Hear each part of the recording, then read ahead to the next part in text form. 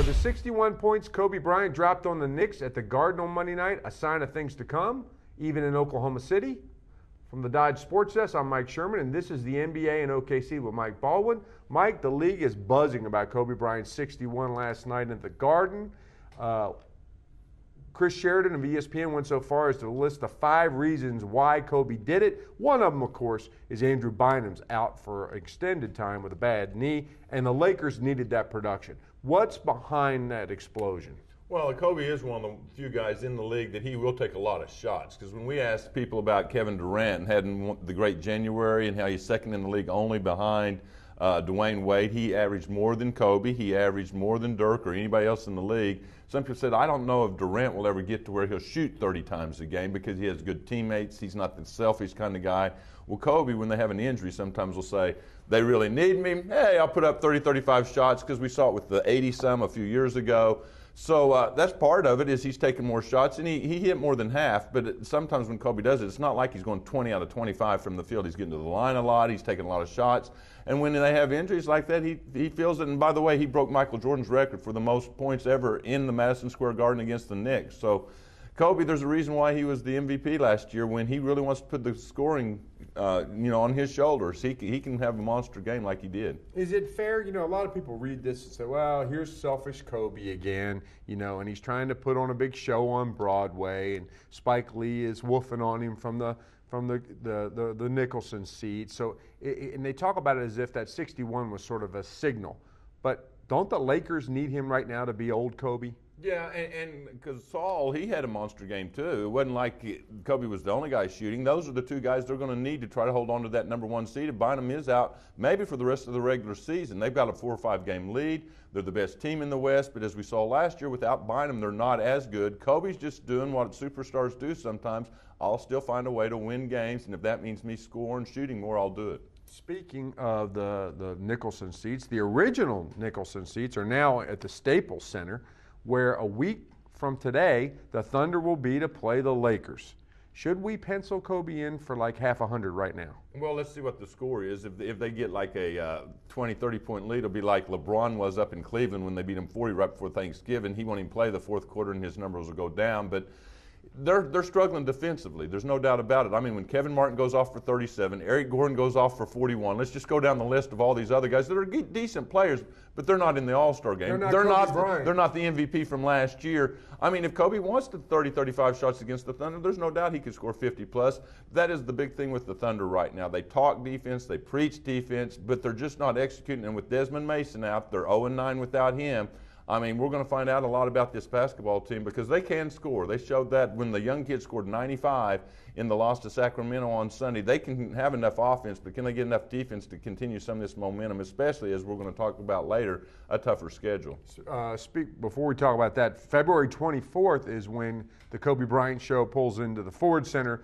Doesn't look like Bynum will be back then. Looks like a chance for and as you look at the schedule in February, that looks like one of the most entertaining games for the Ford Center of the month. But for the Thunder, February doesn't look all that entertaining. Well, I mean, the home games are very good. They have this week Denver and Portland.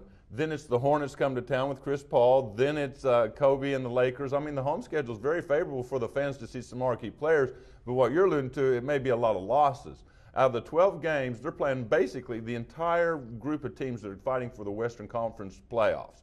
They played Utah last week. You take out the Spurs. I can't remember the other ones, but they played Dallas. They played Phoenix. They played the Lakers. They played Portland. You just go down the list. It's basically everybody in the playoff hunt, and they're all right now really juggling for position, and Thunder's getting a little more respect, so they're not taking them as lightly as they were early in the season. I say if they go 4-8 this month, especially after losing to Sacramento to start the month, it's a good month because the schedule is brutal. Okay, the Rookie of the Year race.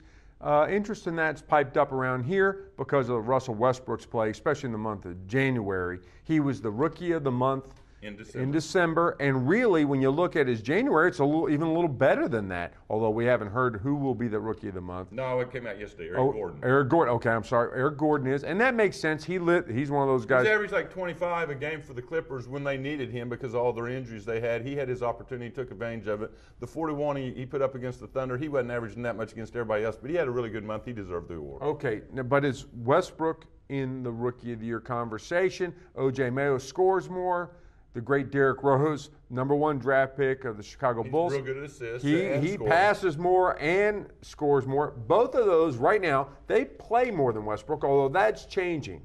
So what would have to happen for Westbrook to be able to win it and give this franchise 2 straight Rookies of the Year? I really don't like his chances, but what we've talked about the last month is he's at least in the discussion. Through November, he didn't even have any chance. The way he played in December to win Western Conference Rookie of the Month, he built on that with a good January. At least there's buzz around the league that he deserves to be in the discussion. But I think Mayo and Rose both are ahead of him and probably will stay ahead of him unless something happens to them.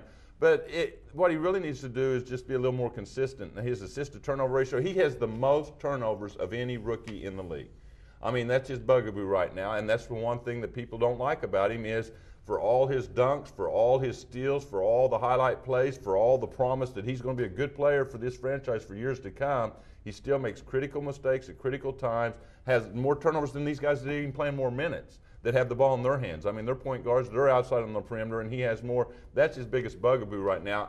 I'm not saying he can't win it, but he's going to have to get really hard after the All-Star break to really push one of those 2 guys. In your monthly power rankings that were in the Oklahoman on Sunday, you had the Thunder ranked like 26th. Correct. In the NBA power rankings. That's ahead of 4 teams with a combined 6-2 record against the Thunder, and one of those teams, the Los Angeles Clippers, are 3-0. As Ricky Ricardo would say, splain. They are monthly ratings. If you just wanted to rank them 1 through 30 based on win-loss records, you could do that. But that's not what monthly rankings in the NBA is.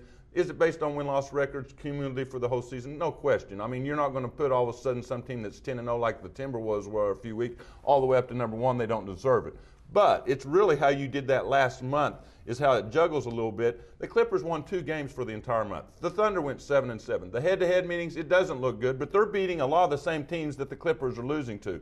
If you just go head-to-head all the time, Texas would be playing for the national championship. Would they not? Don't you take the entire body of work? That's my explanation, is the Thunder had a good month. There's a buzz around the league that they're a team on the rise. We had a note in the paper today. Utah's Darren Williams says, don't be surprised if this team competes in this division. We forget sometimes that they're competing with the Utahs and the Minnesotas and the Portlands. That's the division they're in. They're not in with the Hornets and them if they're not a contender in the near future is what he said. He meant either probably next year or the year after.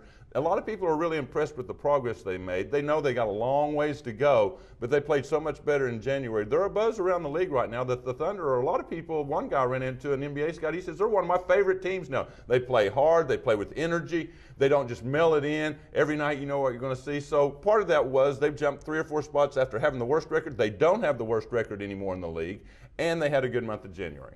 Thanks, Mike. That's all for the NBA and OKC, but you can follow the best coverage team anywhere, every day at News OK, and every morning in the Oklahoman.